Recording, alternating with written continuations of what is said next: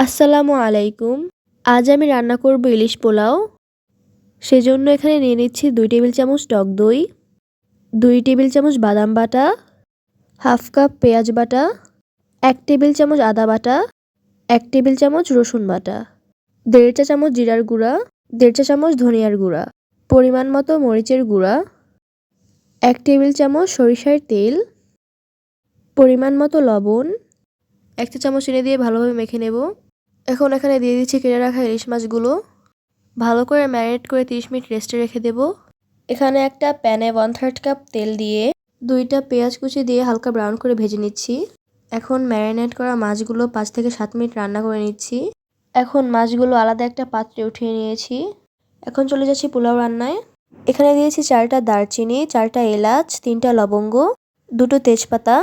এবার পোলাও চালগুলো ভালোভাবে ভেজে নিচ্ছি। এখন এখানে অ্যাড করছি আগে থেকে রান্না মাছের ঝোল। এখন আরও কিছুক্ষণ ভালোভাবে ভেজে নিচ্ছি। এরপর এখানে অ্যাড করছি গরম পানি। যতটা চাল নেবেন তার দ্বিগুণ পরিমাণ পানি দিতে হবে।